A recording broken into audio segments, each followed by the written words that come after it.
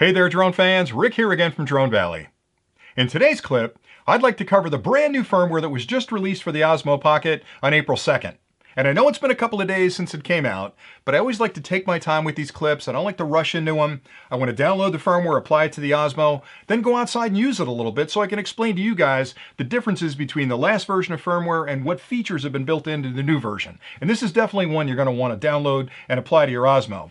Now the version that just came out is v.01.06.00.20. And if you're a nerd like me and you've been tracking these since the first iteration of firmware, it started out as 01.01, it went 01 to 02, 03, 04. For some reason they skipped 05. Maybe there were some problems with that one. But anyway, we're on 06. And it's got a lot of features in there that you're definitely going to want on your Osmo Pocket, especially if you decide you want to buy that new charging carrying case that came out. You need to be on this latest version of firmware to do that. All right, so inside the firmware update, there are 5 major changes that you get as part of this upgrade. And I always like to characterize these as nice to have versus must have. And inside these 5, there's 1 that's a nice to have and 4 that are must have improvements. And I'll go through these individually and show you examples of each, but the 5 of them, just to put them in a list for you. The first one has to do with a notification that pops up when you plug in the external microphone adapter. And I'll show you how that works. And I think that's nice to have because I already know I've plugged it in, but knowing it's working is really important. So when that icon comes up, I know that the Osmo's checked it and it's ready to go to plug a mic into it. The second one, which is a must-have feature, has to do with turning the beep off when I'm hitting the buttons on the front of the Osmo. I have the ability now to toggle that to be on or off. So when I'm in a quiet environment, I can turn it off, but when I'm outside and I want to hear that beep when I start recording, I can turn it back on. The third one has to do with expanding the user interface for the Pro functions. A couple of iterations ago with firmware, they introduced the ability to get at those Pro settings through the front menu, because before that, you had to have your phone connected up and it was a pain. Now you can get at even more of those through the front menu, so they've done a great job there. The last 2 are going to be really interesting for you. And again, these are both must-haves as well. The first of that group is face tracking improvements. So they've actually centered in a little bit better on your face, and they do a much better job of tracking you when you're moving it around like this. It used to be an issue where if you move too quick, or maybe the sun wasn't right, or the lighting wasn't right, it would lose your face and you have to recenter it. With this new one, it's like rock solid.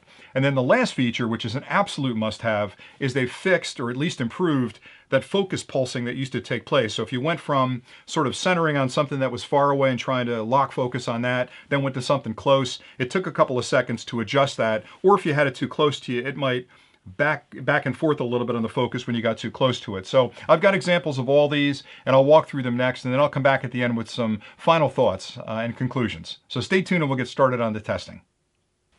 The first nice to have feature that was introduced with this new microcode is a message and display icon when you're using an external microphone adapter. So I'll plug one in, and I want you to watch that top banner up here. It takes a couple of seconds, but you'll see a message displayed. Audio adapter connected.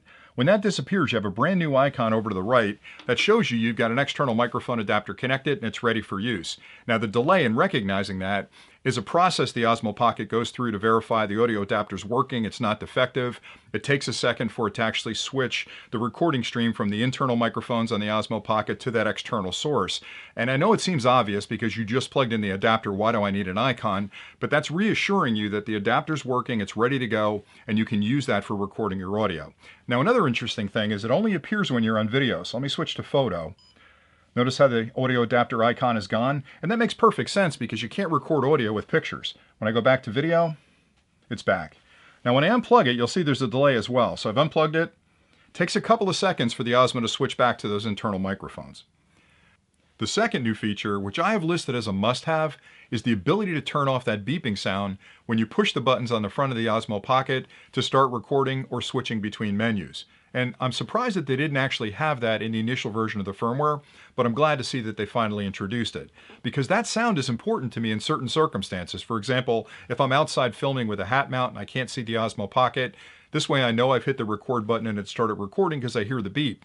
But other times I'm indoors, maybe I'm at a recital or at a party, I don't necessarily want the Osmo to beep every time I hit a button. So I love the fact that I can turn it on when I need it and turn it off when I don't. Now accessing that menu item is pretty straightforward. You start on the main screen, you pull down, that takes you to the setting icon, tap it once, you go to the first settings page. You can slide to the left to see more settings options, and that would be normally where you would stop. Now with the new firmware, you can slide one more time, and you'll see that icon up top that says ketone.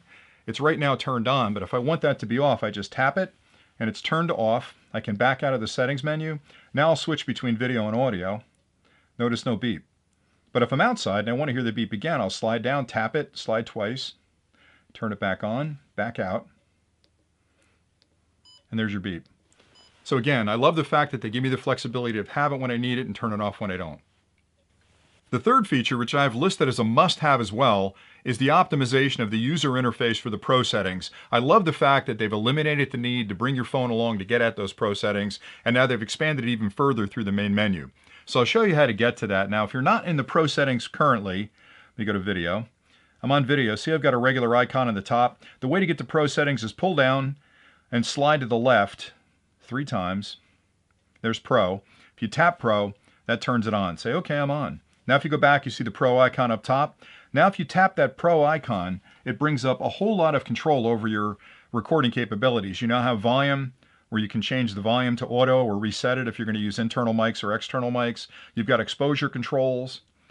You can vary other settings inside there, like your white balance. Again, set it auto or set it yourself.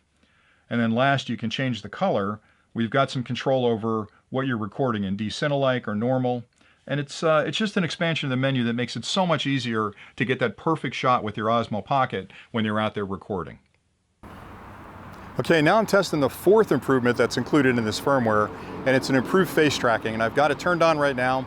The Osmo Pocket's about 3 feet away from you on a selfie stick, and I'm going to walk to the end of the pier here and see what we can find.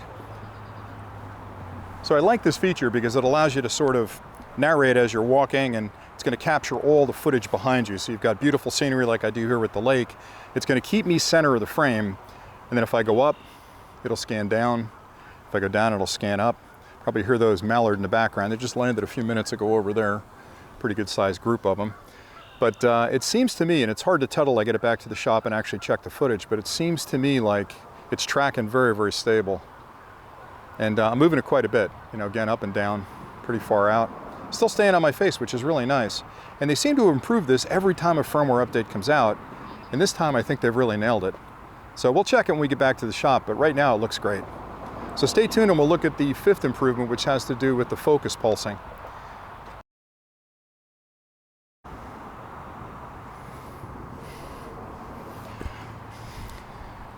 The fifth improvement that was listed in the firmware update had to do with eliminating the pulsing that took place in some of the older versions of the firmware with focus. There was an issue where if you were pulling focus on something far away and then came in close, it took a second for it to adjust. And that would drive you nuts because if you're trying to record something, it's impossible to fix that. So just taking a couple of long shots of the lake. I've got a nice goose out there that's looking at me like, what are you holding there on that selfie stick? But I'm going to pull back in a second, try and get some of the wood at the end of the dock and see how the focus adjusts for that. Now I'm monitoring this on my phone. I've got the Wi-Fi connector, adapter I should say, connected up. And it looks like the focus adjusted pretty quick. I don't see a lot of warbling there. Now I'll go back out long again. Man, just a beautiful day on the lake today. Catch those clouds reflected in the water. That's really cool. All right, so we'll test this when we get back to the shop, but it looks to me like the focus problem, that warbling of the focus has been eliminated. So I'm pretty excited about that. So stay tuned and we'll give you a couple of final thoughts on the overall firmware update. So I hope that was helpful in showing you all the features and functions this new firmware update provides. And for me, it's a no-brainer. I would download it today, apply it to my Osmo Pocket, and just enjoy that enhanced feature set that it gives you. And I have to say this at the end of the clip, and I know I get beat up all the time about talking about DJI and how great I think their technology is, but when you have a company like DJI that releases a product 6 or 9 months ago and is constantly releasing firmware updates to improve features and expand functionality of the product, you have to applaud a company like that. Now, some of these features were things that people felt should have been fixed, and now they're fixed.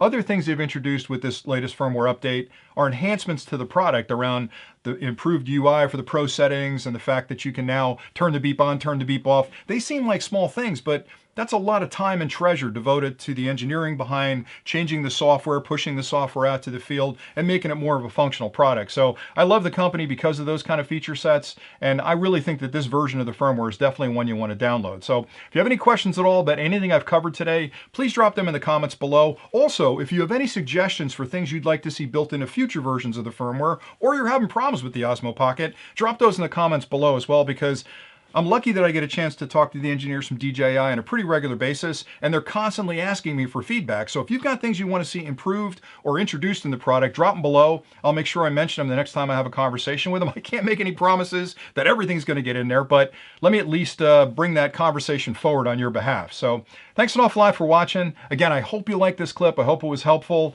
I love doing them, as I say every time, so I'll continue to push them out as long as you guys are finding value in them.